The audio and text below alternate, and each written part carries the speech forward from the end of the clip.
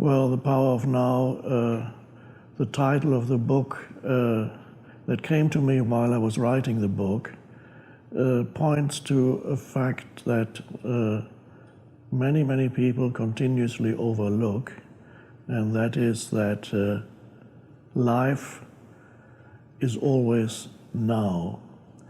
This seems almost too obvious to state, but most people live in a way that almost contradicts the simple fact that life is always now. They live as if some future moment were more important than this moment.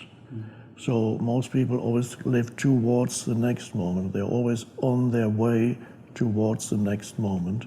So, or if they get very old, then usually they live in the past, and they still don't live in the present moment. So we're not talking here about making plans, and on a practical level, all this is necessary and great, making plans what to do with your life or what to do the next day or make appointments for the future. That's all fine. But most people are never at home in the present moment. There's always something missing. There's an inner feeling that I need to get to the next moment where I will find some kind of completion or fulfillment. But when they get to the next moment, again, another next moment appears that they need to get to. So there's first of all the simple fact that life is always now. So we can learn, instead of continuously ignoring the present moment, we can first of all realize the amazing fact that your entire life is experienced in and as the present moment. Life is never not the present moment. So it's the most precious thing we have. We could say it's the only thing we have, because the future, what we call the future, never actually comes. Nobody has ever experienced the future, because the moment the so-called future comes, we experience it as the present moment. Mm-hmm. Again, the past, when we talk or think about the past, we can only do that in the present moment. So even thinking about the past and thinking about future, it ultimately happens in the present moment. Now, when we are always mentally projecting forward into the next moment, we miss the aliveness and vitality of this moment, which is ultimately all there ever is. I think it's an amazing realization that many people never actually get to a place where they are able to, except for brief moments, where they're able to come into a good relationship with the present moment. It's amazing. There are millions of people on the planet who live in an almost antagonistic relationship with the present moment. They don't want to be where they are. They'd rather be somewhere else. They may be engaged in some kind of activity, but they'd rather be doing something else, or they'd rather be already at the end of this particular activity. They may be with somebody, but they don't really want to be with them. They'd rather be somewhere else. You know the bumper sticker on some cars that says, it's like things like, I'd rather be golfing, I'd rather be fishing.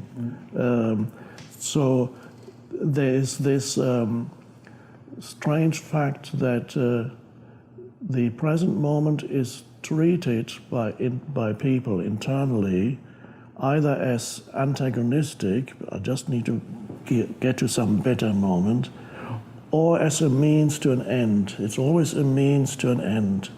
So when you're engaged in an activity, you're already mentally projecting yourself to the next moment where the activity comes to an end, or whatever you want to achieve through the activity. So it's like being on a journey and all mentally projecting yourself to the destination and not realizing that the journey takes, let's say you're on a journey, it takes a week. Arriving at the destination is a one brief moment, and there you are. It takes 1 week to get there, but if you reduce the value of the steps that you are taking in this moment, if you reduce that to always only a means to an end, then your entire life becomes a means to an end, an end that never really arrives, because when you arrive at that moment, then something else immediately pops up that you need to reach. So it's particularly developed in Western society, but also some parts of the East, this inability to be friendly with the present moment, because people think if they are not stressed, then they're not taking responsibility for their lives. But the opposite is actually true. It can be an amazing realization that a person suddenly realizes that they've lived for the past 20 or 30 years always looking for the next thing, never being able to actually enjoy the present moment, except for brief moments when sometimes you have a good meal and there's a feeling of fullness, and then for a short period of time you feel okay. Now, why is it that people cannot be internally aligned with the present moment, and why is it that they find it so difficult to make the present moment their friend, as I call it, rather than their enemy? This little thing is very important. Make the present moment your friend rather than your enemy, and you'll be amazed how many people, without knowing it unconsciously, make the present moment into a kind of enemy. And that is a very dysfunctional way to live. Then everything becomes a means to an end that never arrives. Every relationship, when you meet another human being, even that human being then becomes a means to an end, because you want to achieve something through this human being. So it reduces life to something that is no longer enjoyable. It takes away from the aliveness of life, and it reduces the quality of your life. So if you make the present moment your friend, then you experience life in a different way. You're still able to make plans, but you're not continuously mentally projecting yourself away from here and now, which happens, for example, whenever you're engaged in mind activity, you're engaged in thinking about what's going to happen. Worry is a typical way of the mind continuously playing out thoughts about things that might go wrong, things that you might lose, that you might not attain, the dangerous situation that you're imagining. People wake up in the middle of the night in a state of almost panic or fear. They're in a nice and warm bed, and yet their mind is telling them that they're in a critical situation, which is not the case. It's imagined through uncontrolled mind activity, and then they experience the emotions that they would experience if they actually were in a critical situation. So it's a very dysfunctional way to live.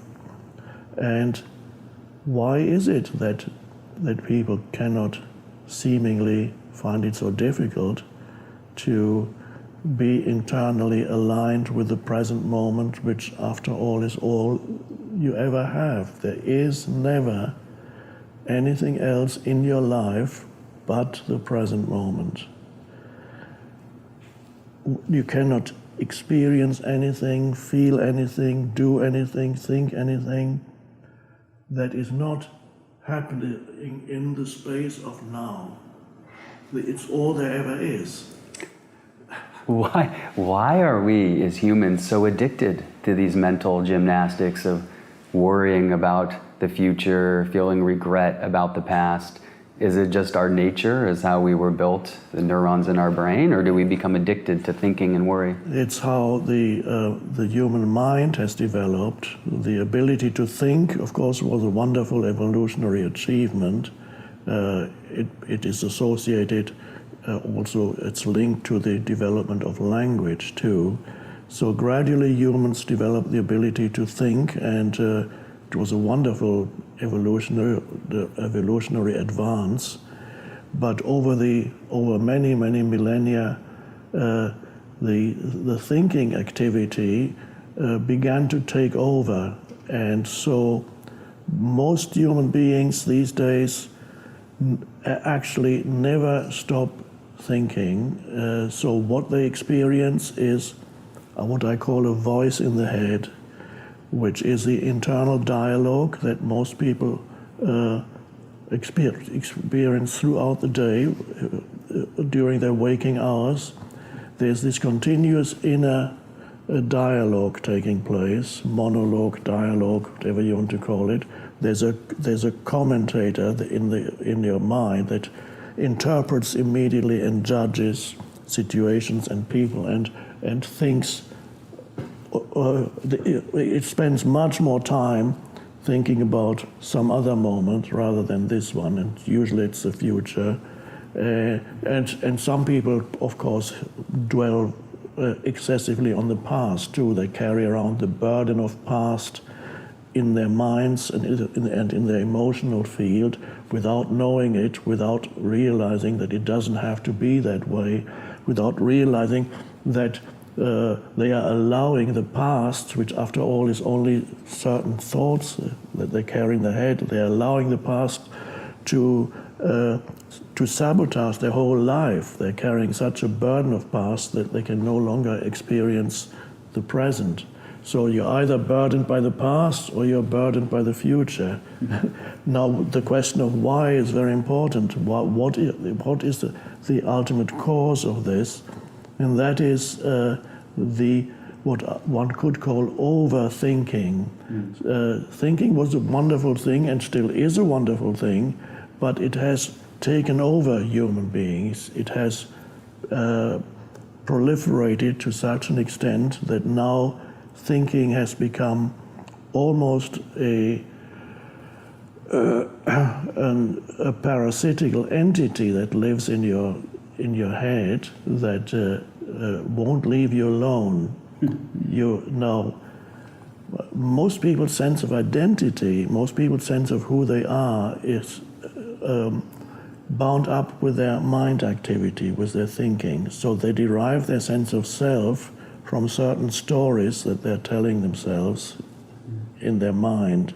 And that's to do with what happened in the past, what other people did to you, things you identify with, that these are thoughts, things that belong to me, these are my things, these are all thought formations. So people identify with the voice in the head, and the voice in the head becomes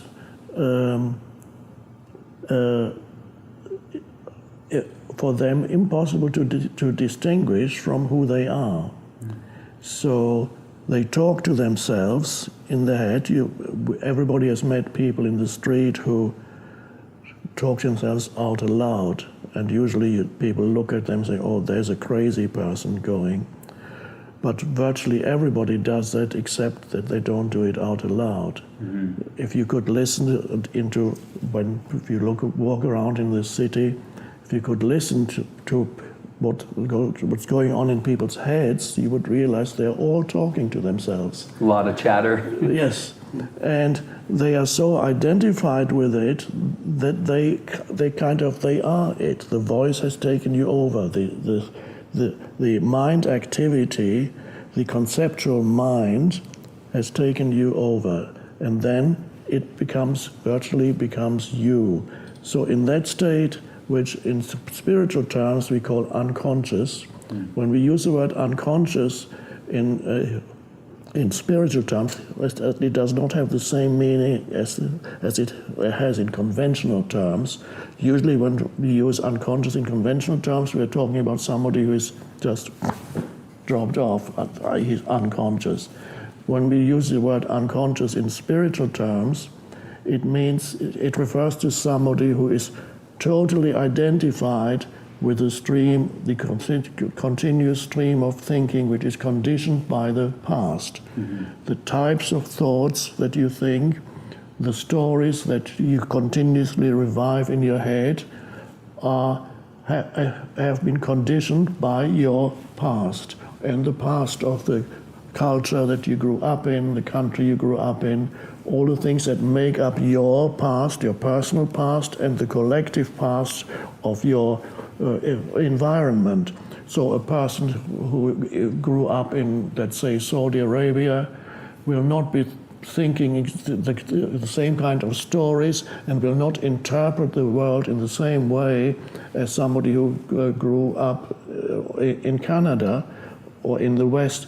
But what they have in common, they are both identified with the continuous stream of thinking. They may be different stories, there may be a different sense of identity, but in both cases they cannot separate themselves from the voice in the head.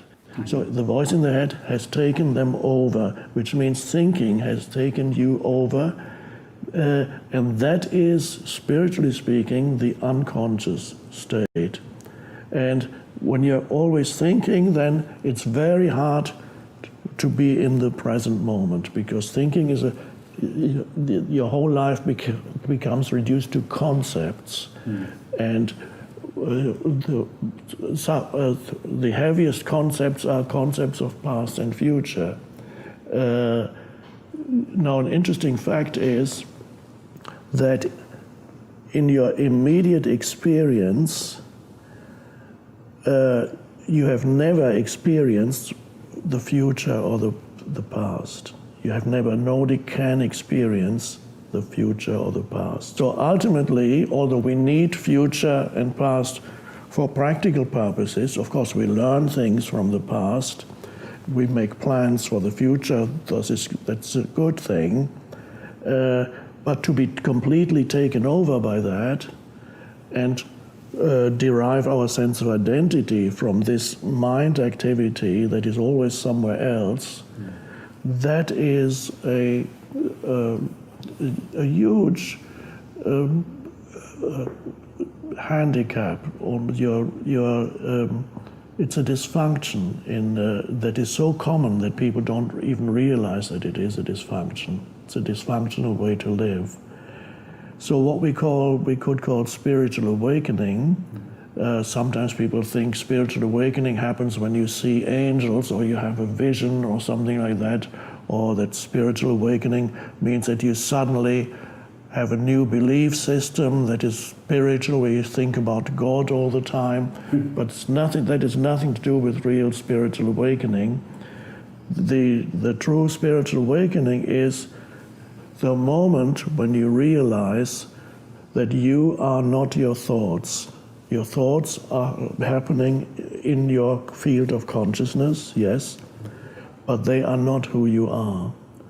And that is an amazing realization for many people. And when they realize that, something becomes activated in you, in your field of consciousness, that we could call a different dimension of consciousness, where you're able to, from that dimension, you're able to be aware of thoughts that you're having, but you're not the thoughts anymore. For example, you may suddenly become aware that for many years you've been trapped in certain types of very negative thinking. People suddenly realize they have repetitive thoughts that go through their heads every day, and they were so identified, that was their reality. When I was very negative when I was in my younger years and up in my 20s, and for example, one thought that I often had in my mind whenever something went wrong, well, the thought came in, of course, bad things always happen to you. I was talking to myself, to you. So there has a kind of dialogue. Of course, bad things always are bound to happen to you. It's always the same, isn't it? Life always does it to you. And I was so identified with that thought, I believed in it, and it produced not very pleasant emotions. Mm-hmm. Eventually, I became very depressed. I spent several years in deep depression and anxiety, and I didn't realize that the depression and the anxiety was not caused by situations in my life, ultimately, although I thought it was, because there was insecurity. What am I going to do? And I don't have a relationship. I need to find a woman, but I can't find her. All these problems that a young person has. But I didn't realize that all the problems of my life, and what I felt about it, the emotions that I was feeling, they were not pleasant. They were ultimately not caused by what my life situation. They were ultimately caused by the way in which I interpreted mentally my life situation. And it's an amazing thing if the viewers here only take away one thing from our conversation, and something that there's nothing here that you need to believe in. True spirituality is beyond belief. It has nothing to do with changing your belief systems, because that just means changing the thoughts that you think. Mm-hmm. Spirituality means discovering that there is another dimension of consciousness in you, which we could call awareness. I sometimes call it presence. There's a term that's become quite popular these days, and that is mindfulness. Mm-hmm. Personally, I don't use the term. It's a lovely thing. It points to the same thing, but I don't use the term mindfulness because the word itself seems to imply that your mind is full. Mm-hmm. But so discovering then that a lot of the unhappiness that you experience in your life, and unhappiness, I'm using that as a generic term. Unhappiness can be a little thing like a slight irritation when you're waiting in line at the supermarket and the line is not moving. A slight irritation arises. That's already a small form of unhappiness. Or you can have extreme unhappiness when you arrive home after your shopping trip to the supermarket and you suddenly see your house has gone up in flames. That's a little bit more unhappiness, but the mechanism is the same. Now, for most people go through their daily lives experiencing many times forms of upset and irritation and anger. This is quite normal. And other people carry and have an undercurrent of discontent and unease in their lives, which is a mild form of unhappiness, residual unhappiness. There's an undercurrent, and they may not even know it. But I invite anybody to experiment with this, and next time you're in a situation that either upsets you or makes you angry or irritates you, to ask yourself, how does this upset or this irritation arise? How is it caused? For example, you may be standing let's go back to that very simple situation. It's sometimes good to start with very simple situation because the mechanism is always the same, whether it's a small, seemingly insignificant form of unhappiness or a huge manifestation of unhappiness.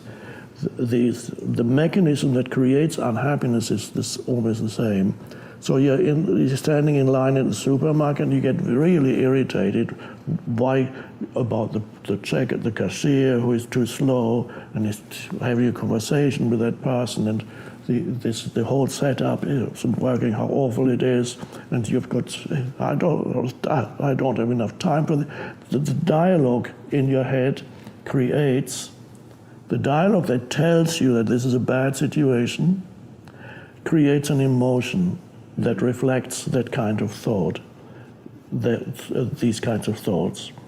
And then you ask yourself, how would I experience this situation if I did not add the dialogue or the monologue to it? If I simply took this situation for what it is without adding mental dialogue to it, without adding mental negative interpretation to it, because it makes no difference. It doesn't change the situation. There's no possibility of action. If there's a possibility of action, then of course you can take action. That's a different matter. And then you might experience for the first time being in exactly the same situation that you recognize as the isness of the present moment, and then you become at ease with the isness of the present moment and do not add unnecessary baggage, mental baggage, to the simple and ultimately neutral isness of the present moment.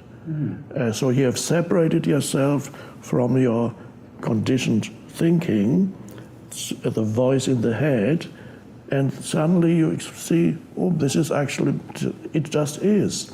I'm breathing, and you may even, because this will bring about a brief cessation in this mental noise when you come to accept this moment as it is, because you realize many times there's not much you can do right now. You can only say, well, this is what is right now.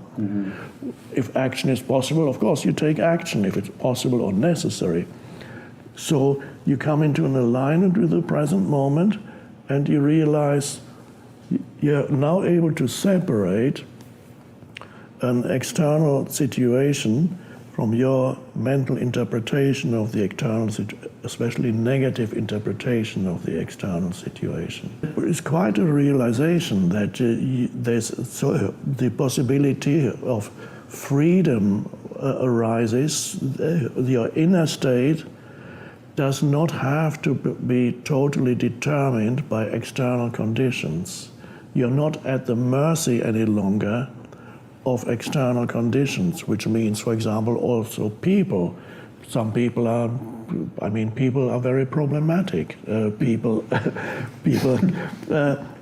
So somebody is rude to you, or somebody fails to do something that they should do or should have done, all kinds of things that you can complain about in people's behavior. And a lot of the complaining that one does about other people is totally futile. It does not change them, because when you talk to others about them, you say, well, do you know what he did? And then he said, and then he did that. Oh my God, he did that. Or you do it in your head. It's all futile. It does not change that person. So if somebody is rude to you, like, oh, he doesn't, you're carrying your, or in the supermarket, you're carrying your shopping and somebody slams the door on your face because it's rude. For many people, that can trigger a train of negative thoughts that lasts for the next 10, 15, or 20 minutes. So that means, and if you're completely identified with the stream of thinking, you don't even know, you think you're now experiencing a bad reality. Because you have not taken a step back from your thinking. You have not become aware of your thinking. You are so in your thoughts that you are totally identified with the thoughts. So the key then is to be able to separate your mental interpretation of things from the simplicity of the isness of the present moment. So you don't add unnecessary suffering to situations. You no longer create unnecessary suffering for yourself, because you realize the unhappiness that you're experiencing in a given situation, in 90% of the cases, is not produced by the situation. It is produced by the way in which your mind tells a story about the situation. It's the voice in the head that creates a large part of your unhappiness. And that's quite a realization.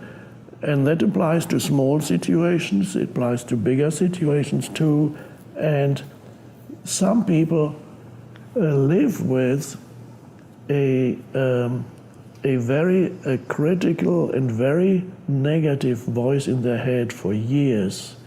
They live with somebody, they criticize themselves continuously, some of them, or they criticize continuously other people and situations. There's always something wrong with me or with situations, or they tell themselves stories of how bad my life is, how unfairly I've been treated by life and other people, and I wasn't given a chance, and now it's all over. There's no point in even. I'm too old now to. People carry very unhappy stories around in their head, and they call that my life. There are not that many people who are really happy with their lives. There are more people around who are unhappy with their lives.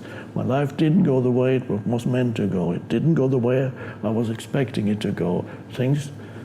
Many things went wrong, and so people carry unhappy stories, and they derive their sense of identity from the unhappy story. Not realizing that it's an unhappy story, they call it me and my life. So that is and nobody has pointed out to them this is not. It does not have to be that way. You can become aware of the stories that you're telling yourself, the stories that give you your sense of your unhappy sense of self, and realize these are certain thoughts. I call it thoughts that create what we call your life situation. Mm-hmm. Your life situation, your past and your so-called future. And there's no life situation that is not problematic. Everybody has their set of problems. Every life situation has its difficulties and its problems. If it's not one thing, it's another. You cannot go through life without experiencing almost continuously problems, the word that I prefer is challenges. You cannot go through life without continuously experiencing challenges, either of interpersonal relationship challenges, close relationship challenges, health challenges, physical challenges, financial challenges, professional work challenges, living situation challenges. There's always something that goes wrong somewhere. So that's only to be expected. But this does not have to evolve into an unhappy story of me and my life. So you're able to differentiate between the story of my life, my so-called life, my life situation, and life. So in The Power of Now, I write about the importance of distinguishing between what is your life situation, which includes all your problems and your past and all those things. That's fine, that exists. But in addition to your life situation, which exists in time, past and future, there's something more vital, and I call that your life. Now, your life situation, as I said, exists in time, but your life is now. So if your attention moves into the present moment, it's a little bit like waking up out of this dream of continuous thinking, useless thinking, not constructive thinking, it's useless thinking that tells you how unhappy you are. So that kind of thinking that creates an unhappy, fictitious mental entity that you think is you, useless thinking. You step out of that, which is almost like a dream of hypnotic trance of useless thinking. You step out of that, and suddenly it's a bit like somebody who's waking up from a dream. And this is why we use spiritually, we use the term awakening. It's used in many traditions, spiritual awakening.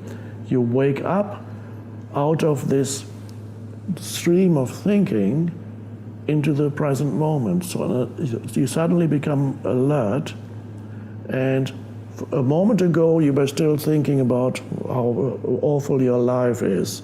That's your life situation. Maybe it is awful, but that's an interpretation.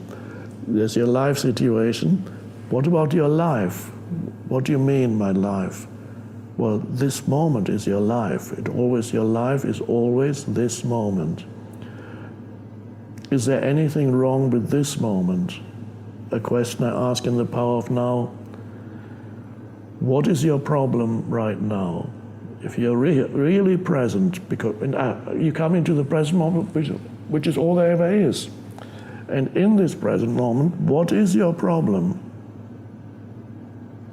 And then you have to really wake up into the present moment and see, well, right now I'm breathing, I'm sitting here and I'm looking around and I'm seeing a bit of sky and I'm seeing a potted plant and I'm seeing the flowers. It's all quite lovely and it's relatively quiet here. The temperature is fine. And I may even feel that there's an aliveness in my body. I breathe and I feel alive. Every cell is alive. I call it the inner body awareness. You become aware that you're alive in your body. So you're stepping out of your mind, you're stepping into sense perceptions, come to your senses, and you also come into your body. And then you're now in the present moment. That's your life. And yes, of course, you have to deal with the stuff in your life situation, but not be lost in it. You deal with it when the moment comes, when you're able to take action or do something, then you deal with it. But you're no longer lost in it, and you're no longer completely absorbed by this unhappy pseudo-identity that's created by useless thinking. So you come into the present moment. This is your life, and the rest is your life situation. And then after a while you're able to balance. You're dealing with your life situation and experiencing life directly, and then beginning to appreciate the present moment and realizing that is actually quite wonderful.